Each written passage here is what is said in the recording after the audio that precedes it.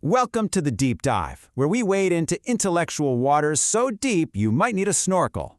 Today, we plunge into Michael Beckley's The Stagnant Order and the End of Rising Powers, a cheerful little piece explaining why humanity's once sky-high ambitions now resemble a deflated soufflé. According to Beckley, the age of booming nations and heroic GDP charts is over. Industrial engines are sputtering, demographics are collapsing, and even the military flex is running out of protein powder. So, picture this. It's 1898. The British Prime Minister, Lord Salisbury, looks out at the world and sees it splitting in two. On one side, you've got the living nations, just buzzing with the energy of the Industrial Revolution. Their populations are booming, their tech is transformative. And on the other side, you've got the dying nations, stagnant, falling behind, and basically getting carved up. For more than 200 years, that basic struggle, the rising versus the falling, has been the story of global politics. Well, hold on. According to Michael Beckley's analysis, that whole story, it's over. Done. For the first time in centuries, it seems no country is rising fast enough to really shake up the global pecking order. That grand narrative of power transitions that we've all grown up with? Yeah, Beckley says it's grinding to a halt. So let's back up for a second. How did nations become these rising powers in the first place? Well, it turns out it's a pretty modern thing, really only kicking off about 250 years ago. And it was all thanks to a very specific and very powerful kind of engine. It really boiled down to this potent three-part cocktail. First, you get new technologies that just turbocharge productivity, letting you create wealth like never before. Second, you get these massive population booms, giving you tons of workers and soldiers. And third, you combine those two things to create new industrial militaries that could conquer huge chunks of the planet with terrifying efficiency. Put them all together, and bam, you've got a rising power. To really get how revolutionary this was, you have to look at the world before the 1800s. For pretty much all of human history, we were stuck in what's called a Malthusian trap. It basically means that any time things got a little better, the population would grow, and we'd all end up poor and miserable again. It was like running on a treadmill. The Industrial Revolution shattered that cycle. Suddenly, productivity, population, and military might started feeding off each other, creating this incredible explosion of growth. And this brings us to the absolute core of Beckley's argument. Those same forces that used to shoot nations upward have now slammed into reverse. The tailwinds that pushed everyone forward have become headwinds, slowing everybody down. Let's start with tech.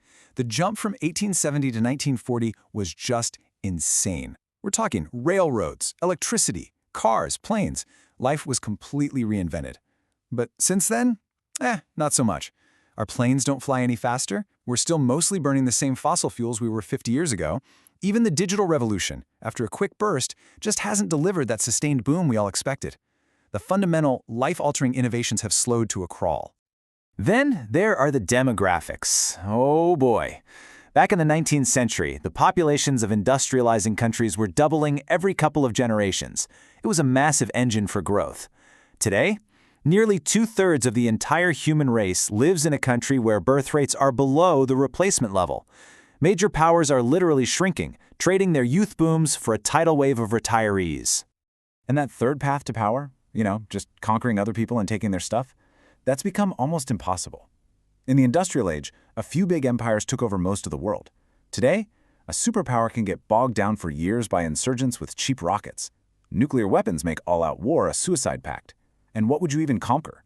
Almost 90% of the value of big companies is intangible stuff like patents and code. You can't exactly send in a tank to seize Google's search algorithm. Okay, so if the engine that creates new rising powers has sputtered out, what does that mean for the current champ, the United States? Well, for a while, it definitely looked like it was losing its lead. For a hot minute there, in the 2000s, all the talk was about the rise of the rest. Countries like China, Russia, and Brazil were closing the economic gap with the US, and fast. But then a funny thing happened. The tide turned. Since about 2010, most of those major economies have actually fallen further behind the US. The whole convergence story didn't just slow down. For many, it's actually going in reverse.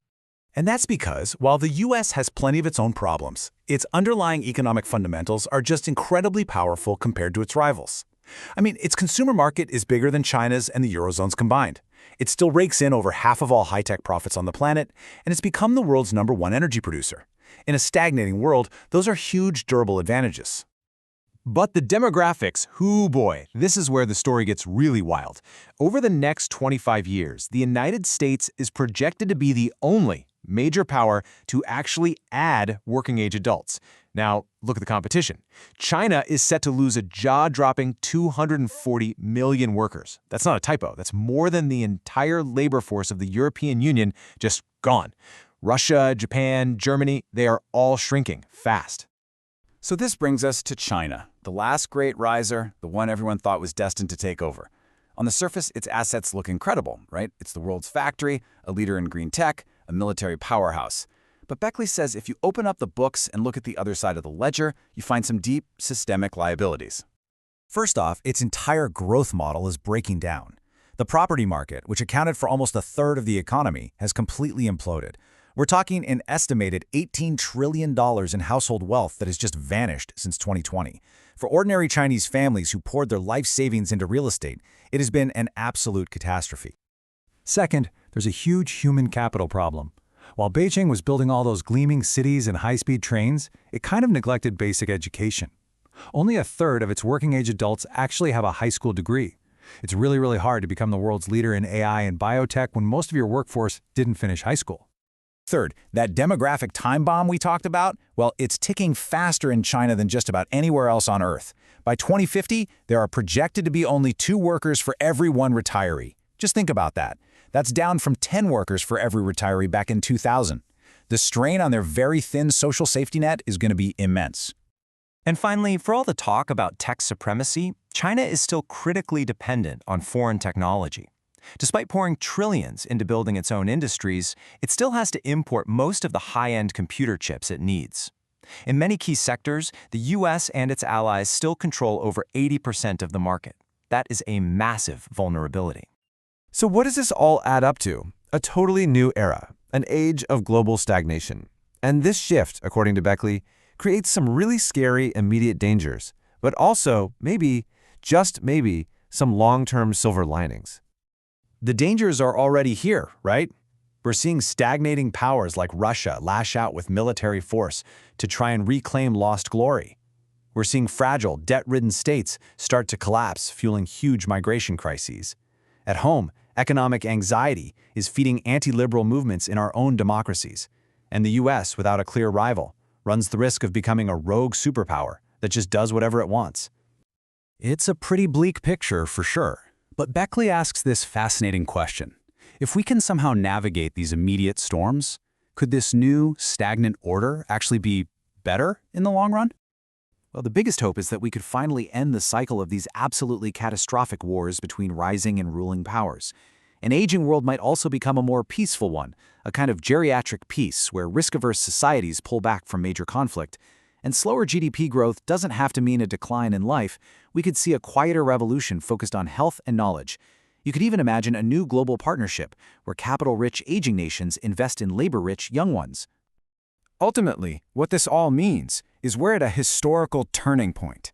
That familiar, brutal struggle between living and dying powers that has shaped our world for centuries, it's winding down.